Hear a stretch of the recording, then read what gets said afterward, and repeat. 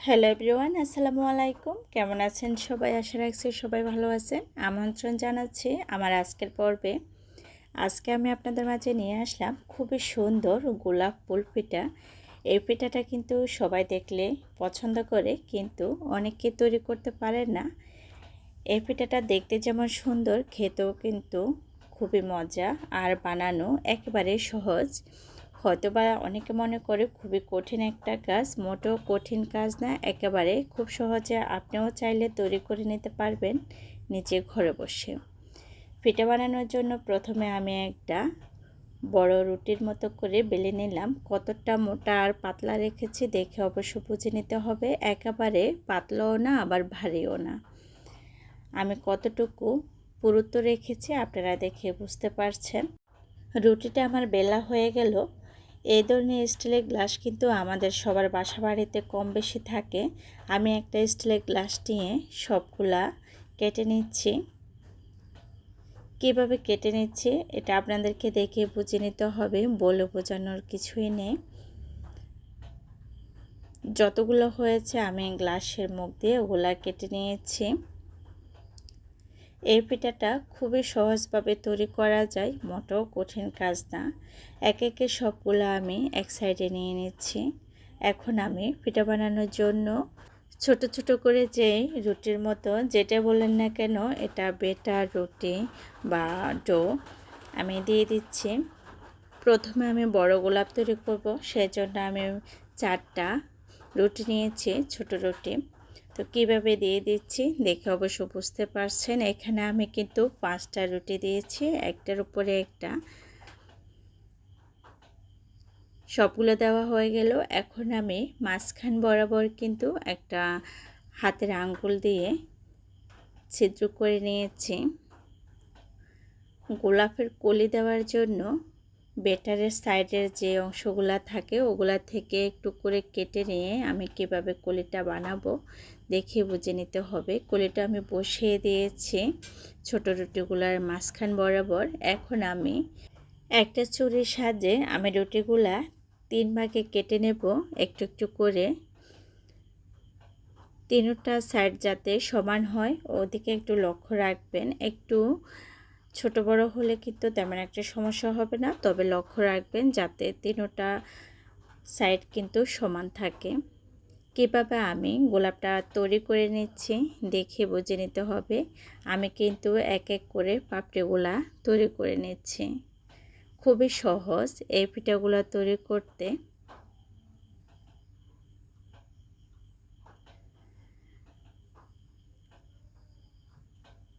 পাপড়িগুলা তৈরি করার আগে কিন্তু আপনারা চেষ্টা করবেন রুটিগুলার মধ্যে 4 কোণে একটু একটু করে পানি লাগিয়ে দেওয়ার জন্য। তাহলে পাপড়ির যে জয়েন্ট দেবেন আপনি গোলাপ তৈরি করার ক্ষেত্রে, ওই জয়েন্টগুলো খুব ভালোভাবে কিন্তু আপনার লেগে থাকবে।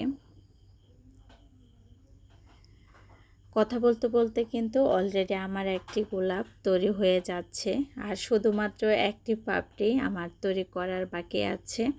এখানে আমি 5টা পাপড়ির গোলাপ ফুল তৈরি করেছি, একটু বড় সাইজের গোলাপ ফুল। কেমন হলো আমার গোলাপ ফুলটা অবশ্যই কমেন্ট বক্সে কমেন্ট করে জানাতে কিন্তু ভুলবেন না। আর একবার হলো আপনি বাসায় ট্রাই করবেন এভাবে গোলাপ ফুল তৈরি। যে কেউ কিন্তু খুবই সহজে চাইলে আপনারা তৈরি করতে পারবেন। এই ধরনের পিঠাগুলা নতুন মেহমান আপ্যায়নে বা ডালা সাজানোর ক্ষেত্রে কিন্তু খুবই সুন্দর মানায়। আপনাদের সাথে কথা বলতে বলতে কিন্তু আমি একইভাবে আরও একটি গোলাপ ফুল তৈরি করে নিচ্ছি। কীভাবে তৈরি করে নিচ্ছি দেখে বুঝে নিতে হবে, যাতে আপনারা খুব সহজে তৈরি করতে পারেন সেই সুবিধার্থে আমি আরও একটি গোলাপ ফুল তৈরি করে নিচ্ছি। আমি জানি না এখনও পর্যন্ত আমার কোনো প্রিয় ভাই বোনেরা আমার সাথে আছেন কি না। যদি কেউ থেকে থাকেন তাহলে প্লিজ ভিডিওতে একটা লাইক দিতে ভুলবেন না। আর যদি মনে করেন আমার এই চ্যানেলটি সাবস্ক্রাইব করার যোগ্য, তাহলে অবশ্যই চ্যানেলটি সাবস্ক্রাইব করে চ্যানেলের সাথে থেকে যাবেন নিত্য নতুন রেসিপি পাওয়ার জন্য। আমি আমার চ্যানেলে সবসময় চেষ্টা করি সহজ সহজ রেসিপিগুলো শেয়ার করার জন্য, যাতে যে কেউ চেষ্টা করলে পারে, একবার চেষ্টা করলে। অবশ্যই চ্যানেলের পাশে থাকা বেল বাটনটি অল অপশনে ক্লিক করে রাখবেন, এতে করে যখন আমি নিত্য নতুন ভিডিও আপলোড করব সাথে সাথে আপনাদের কাছে নোটিফিকেশন চলে যাবে। চাইলে যে কোনো সময় আমার ভিডিওগুলো আপনারা দেখে নিতে পারবেন। আপনাদের সাথে কথা বলতে বলতে কিন্তু অলরেডি আমার আরও একটি পিঠা হয়ে যাচ্ছে। কিভাবে তৈরি করে নিচ্ছি দেখে বুঝে নিতে হবে। অবশ্য বুঝতে পারছেন আপনারা আমি কিভাবে পাপড়িগুলা তৈরি করতেছি। তবে আমি এখানে একটা বড় সাইজের গোলাপ তৈরি করেছি, আবার একটি ছোট সাইজের গোলাপ তৈরি করেছি। আমার কাছে যেটা খুবই সুন্দর আর সহজ মনে হয়েছে, যেটা আমি শেষে তৈরি করেছি চার পাপড়ির, সেটা কিন্তু খুবই ভালো হয়েছে আর সুন্দরও হয়েছে দেখতে। তা আপনারা যদি তৈরি করেন তাহলে বড় সাইজের যদি তৈরি করেন আপনারা 5 থেকে 6টা বা 7টা, যে যত বড় তৈরি করতে চান যাদের ইচ্ছা যেমন, ততগুলো আপনারা পাপড়ি দিতে পারেন। তাহলে যতগুলো পাপড়ি বেশি দেবেন আপনারা অতটা ছোট রুটি নেবেন। আমি এখানে 5 পাপড়ি আর 4 পাপড়ির গোলাপ ফুল তৈরি করেছি। কেমন লাগলো অবশ্যই জানাবেন আমার আজকের এই ভিডিওটি। দেখতে পাচ্ছেন আমি পাপড়িগুলো খুবই সুন্দরভাবে তৈরি করে নিচ্ছি। এখানে আপনাদের অনেকের হয়তো প্রশ্ন থাকবে, আপনি পিঠাগুলার বেটার কিভাবে তৈরি করেছেন। আজকে আমি বেটার তৈরি দেখাইনি, এর আগের যে ভিডিওটি আছে আমার, ওখানে যদি আপনারা ভিডিওটি ভিজিট করে আসেন তাহলে অবশ্যই বুঝতে পারবেন আমি কিভাবে বেটারটা তৈরি করেছি। তবুও আমি বলে দিচ্ছি, যেভাবে আমরা ডিমের বিস্কিট তৈরি করি বা ডিমের পিঠা তৈরি করি, সেম একই বেটার দিয়ে কিন্তু আমি পিঠাগুলো তৈরি করেছি। এখানে আমি হয়তো বা গোলাপ ফুল খুবই কমই তৈরি করেছি, কারণ অন্য পিঠা তৈরি করেছি একই বেটার দিয়ে। তা আপনারা চাইলে ডিমের বিস্কিটের বেটার দিয়ে আপনারা এই পিঠাগুলো তৈরি করতে পারেন। শুধুমাত্র ডিম, ময়দা বা আটা দিয়েও কিন্তু এই পিঠাগুলো তৈরি করা যায়। স্বাদ মতো চিনি, লবণ এগুলো দেবেন, নর্মাল পানি দিয়ে বেটারটা তৈরি করে নেবেন। তবুও আপনারা যদি কেউ চান তাহলে আমার ভিডিওটি ভিজিট করে আসবেন, অবশ্যই বুঝতে পারবেন আমি কীভাবে তৈরি করেছি। আপনাদের সাথে কথা বলতে বলতে কিন্তু অলরেডি আমার পিঠাগুলো তৈরি করা হয়ে গেল। এখন আমি ভেজে নেব। আমার পিঠাগুলো কতটা পারফেক্ট হয়েছে গোলাপ ফুল দেখে অবশ্য বুঝতে পারছেন আপনারা। পিঠা ভাজার জন্য আমি ফ্রাই প্যানে তেল গরমে দিয়ে দিয়েছি। তেলগুলো গরম হয়ে গেল, এখন আমি পিঠা দিয়ে দেব। তেলটা কিভাবে আমি গরম হয়েছে বুঝতে পেরেছি, দেখে বুঝতে পারছেন। একটু করে বেটার আমি তেলের মধ্যে ছেড়ে দিয়েছি। বেটারটা কিন্তু সাথে সাথে উপরের দিকে বেশি এসেছে, তার মানে বোঝা গেল তেলটা একেবারে পারফেক্টভাবে গরম হয়েছে আমার পিঠা ভাজার জন্য। এখন আমি আলতো হাতে 2টা গোলাপ ফুল তেলের মধ্যে দিয়ে দিচ্ছি।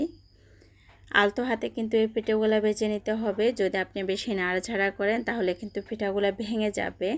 আর মিডিয়াম টু লো আছে এই পিঠাগুলো ভেজে নিতে হবে। যদি হাই ফ্লেমে আপনি ভাজি করতে যান তাহলে উপরে পুড়ে যাবে আর ভিতরের অংশ কিন্তু কাঁচা থেকে যাবে। যেহেতু এখানে 4-5টা করে আমরা পাপড়ি দিয়েছি, সেজন্য কিন্তু ভিতরটা অনেকটা ডিপ থাকবে। তো আপনারা চেষ্টা করবেন একটু একটু আছে, মানে অল্প আছে পিঠাগুলা নেড়ে ছেড়ে আমি যেভাবে ভেজে নিচ্ছি ওভাবে ভেজে নেওয়ার জন্য। উপরের দিকে কিন্তু আপনাদেরকে তেল দিতে হবে চামচ দিয়ে, ঠিক আমি যেভাবে ভেজে নিচ্ছি এভাবে। যদি আপনারা ডুবো তেলে ভাজি করেন তাহলে অত বেশি নাড়াচাড়ার প্রয়োজন হবে না। এখানে আমি মোটামুটি তেলের মধ্যে ভেজে নিচ্ছি, সেজন্য উপরের দিকে কিন্তু তেলটা চামচ দিয়ে দিচ্ছি। আমি যে কালারটা চেয়েছিলাম আমার পছন্দের কালারটা কিন্তু চলে এসেছে নাড়াচাড়া করে ভাজি করতে করতে। দেখতে পাচ্ছেন কতটা পারফেক্ট হলো কালারটা। আপনারা আপনাদের পছন্দ মতো বেছে নেবেন। আজ এ পর্যন্ত, সবাই ভালো থাকবেন। আসসালামু আলাইকুম।